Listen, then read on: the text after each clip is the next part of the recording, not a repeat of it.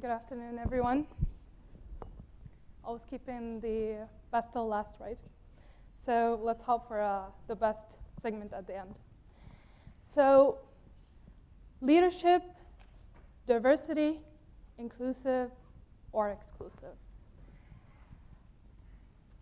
There's going to be a million reasons why we lose today, but quitting will not be one of them.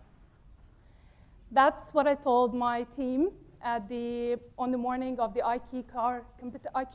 chemical competition, when the car that we worked months to design just decided to stop working 3 hours before the competition itself.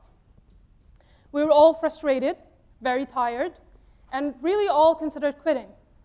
But lucky for them, their leader rewatched Attack on Titan on repeat. So I knew that we cannot win a fight if we don't fight, right? We don't have a chance to win. So I turn to them and I tell them, there could be a million reasons why we lose today, but quitting will not be one of them.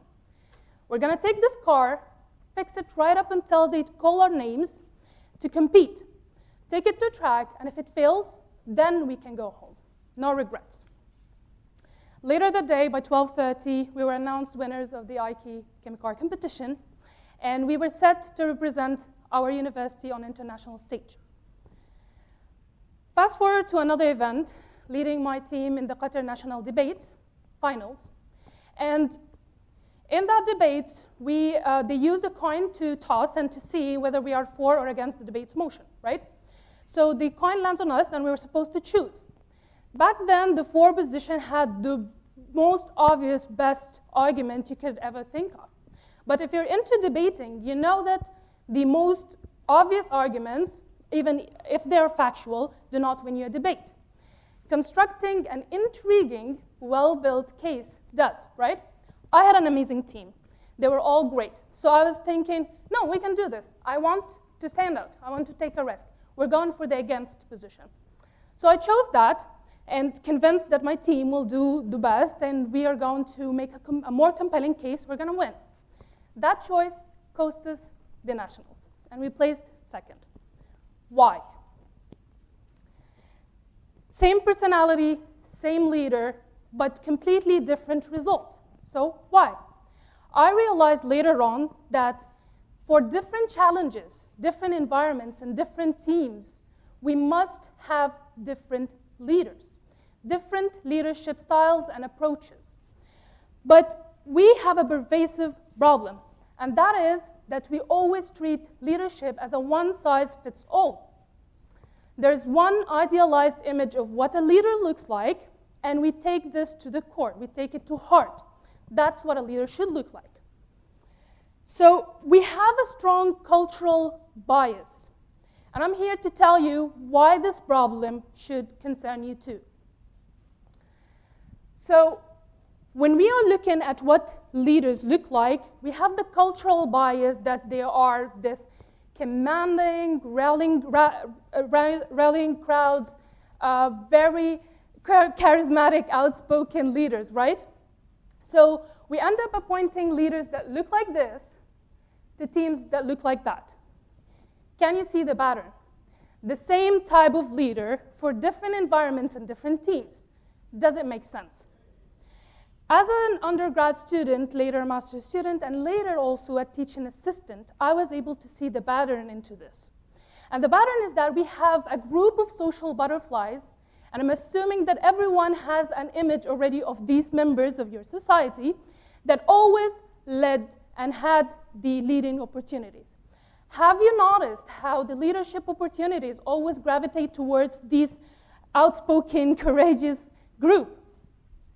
Everyone perceived them as the ideal image of leader, and therefore they're always chosen as leaders.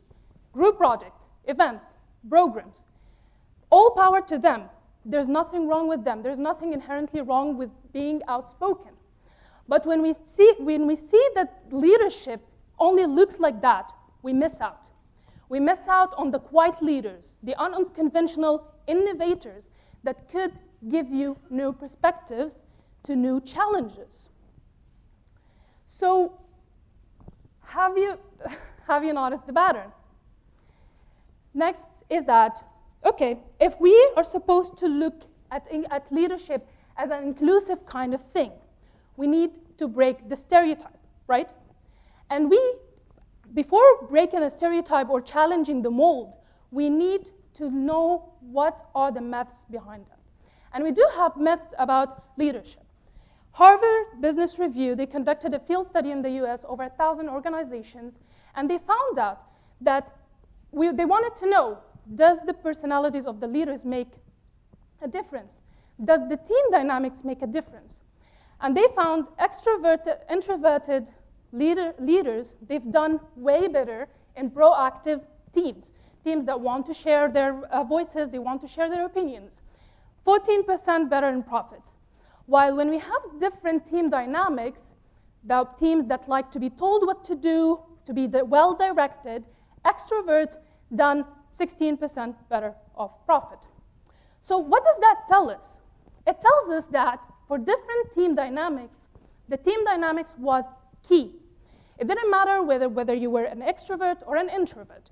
We should think of leadership as a spectrum, not one image. So what happens is that we know the myths are that outgoing doesn't always mean better.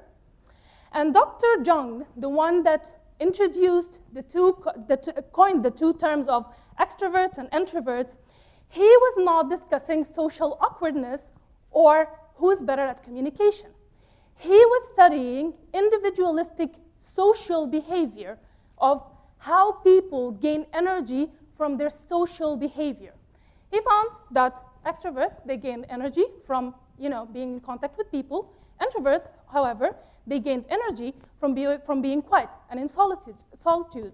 So that it has nothing to do with who is better at communicating. Hence, none of them means they are better leader than the other. So what makes great leaders? It is very easy. This is a walk through the distilled core of the true core of a leader, distilled from experts' views and studies. First, they're visionaries. They have a very clear sense of direction, where to go, why to go.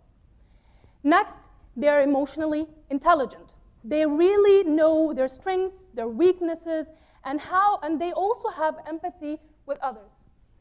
They're also inclusive. They value having people of different backgrounds around them to learn from them. Lastly, they are consistent.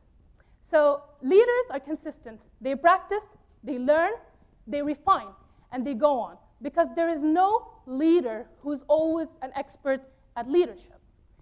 Lastly, let's face it. It takes courage to be a leader, right?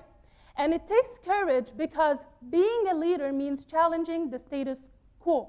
So the Rosalinda Torres, a director from BCG, she's a leadership expert, and she says that leaders, great leaders, they take leaps of faith. They don't take steps. Have you ever seen a great leader that starts with, let's stick to the safe zone? No, they always lead with, I have a vision, I have a dream, I have a plan. And they go ahead and they give you and introduce you to the most exciting ideas. Seems quite impossible, but they're pushing boundaries, and they are undeniably exciting. So they introduce you to these ideas with a vision. So now that we've addressed what makes a great leader, here is the key. The key is that all the skills that we've discussed, they are not innate. A leader is not born, they are made. So these skills you can learn, you can develop, you can refine, and you can be a great leader as well. So if that's the case, what hinders diverse leadership? What hinders that is the social stigmas that we've built.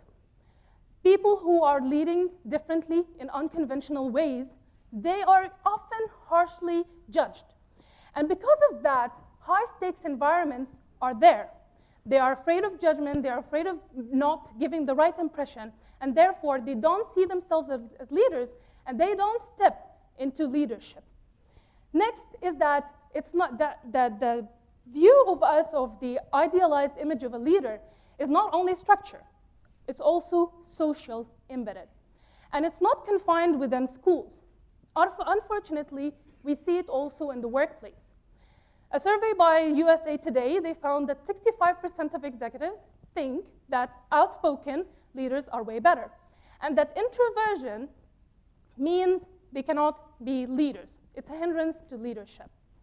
Not only that, what if that unconventional leader steps into their leadership? They're taking all the risks in the world.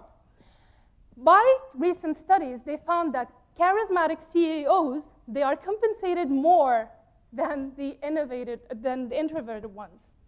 Although they found that charisma does not mean better at company performance.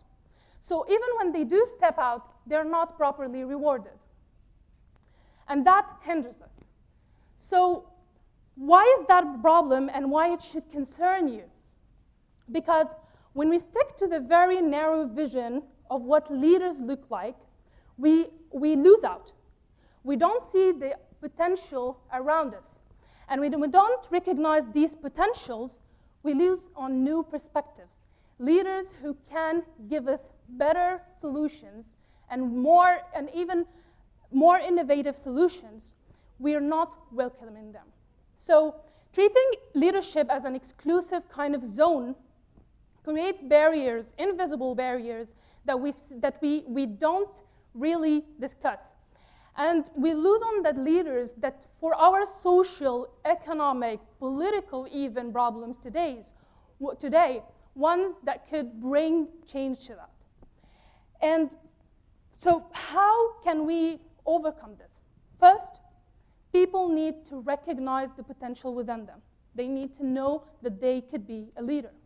Second, authority, people who are at authority of choosing the next leader, they should be able to recognize potential around them.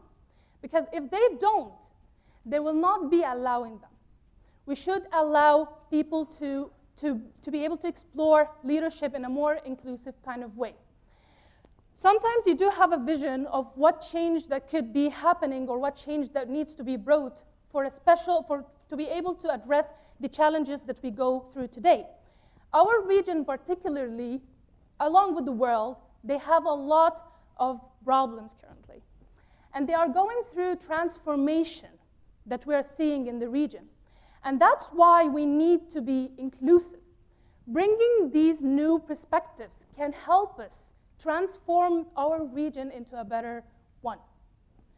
And that's why, if you do have a vision, and by the way, June Jordan said that because she's a black woman that was in America, and she saw that the only people that can change what they are into are the ones that are going through the problem itself. So we are the ones we've been waiting for. If you want to have change, you need to be the change. So we know what we're supposed to do, we know what is happening, and we know what are the things that we are supposed to address. Inclusive leadership, right? So we must ask ourselves a question. What can we do, not tomorrow, but today? What can we do to step into our power and leadership roles? What can we do as elites or as authorized individuals to have and to see the potential around us and to know that we must bring it into greatness? Leadership is not reserved for the select few. It is something that you continuously build and you continuously refine. And it's not going to be a comfortable process. Usually, the process is going to be uncomfortable. You lack self-assurance, you lack self-confidence, you are facing people's judgment, and you are also unjustly biased against, right? In your culture, in your social, in your society. But if we're not going to be bringing change, and if we're not going to be the leaders that we need to see in this society, empty leaders who are able to sell themselves as the great leaders we see today will keep giving us empty promises. That's why I think the great leader we might be needing currently could be one of you. Step into your leadership today, not tomorrow.